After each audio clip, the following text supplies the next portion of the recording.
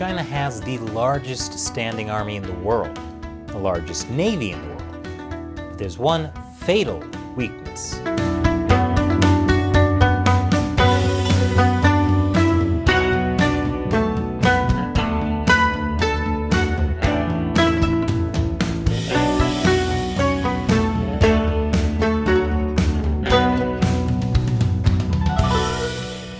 Welcome to China Uncensored. I'm Chris Chappell. The Chinese Communist Party's military is full of bravado. Over the years, it's become much more aggressive. Chinese leader Xi Jinping has repeatedly told the People's Liberation Army to be ready for war. I mean, sure, you don't want your army to not be ready for war, but Xi Jinping says it a lot.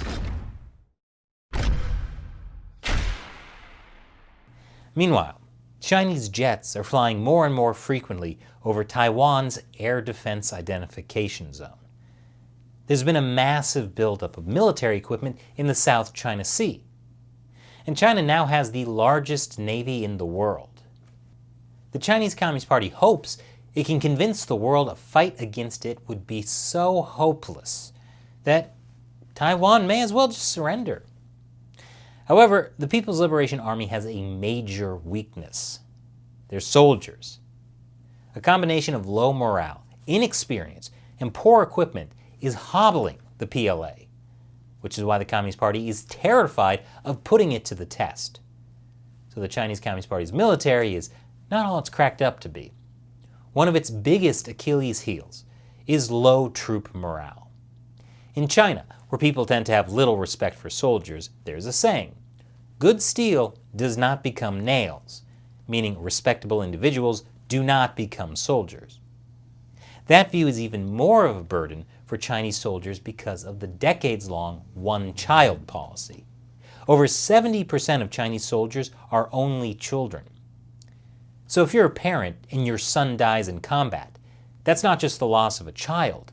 It could be the loss of your entire family line. On top of that, Confucian values still have a strong pull in Chinese society. Children are expected to take care of their parents in their old age. So you can understand why Chinese people don't have much of a stomach for military casualties, which is one reason the Chinese Communist Party conceals real casualty numbers, like they did during the border clash with India back in June of 2020. While India said that 20 of their soldiers were killed, the Chinese Communist Party said nothing. Then, 8 months later, the Chinese Communist Party finally admitted 4 PLA soldiers died. But that's probably a drastic undercount.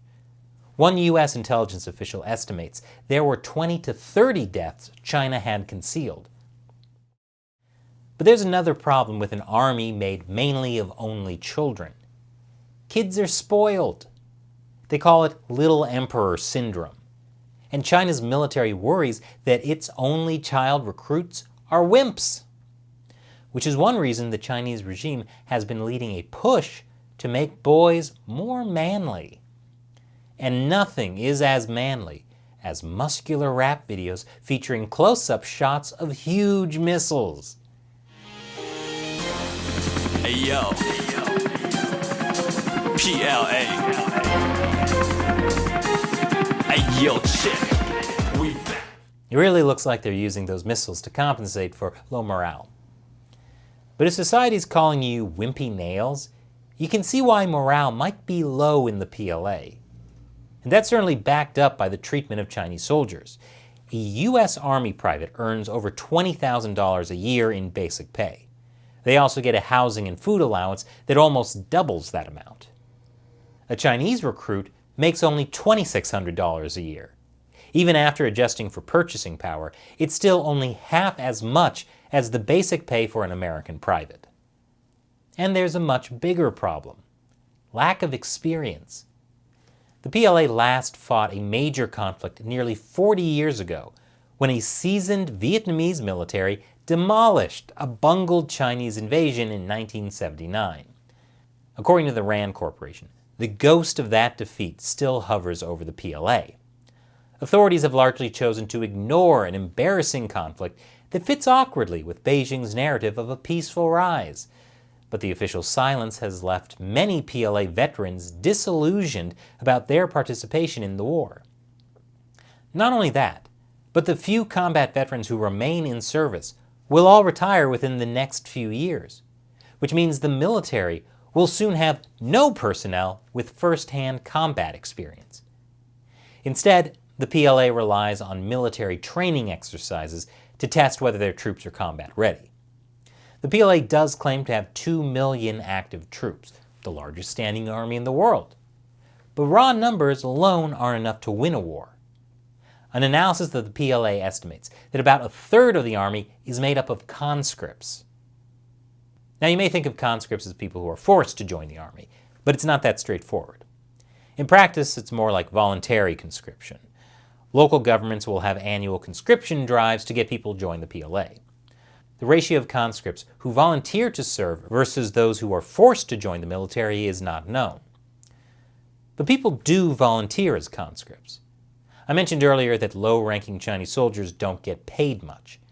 But for some poorer people, that's still enough to make it worthwhile.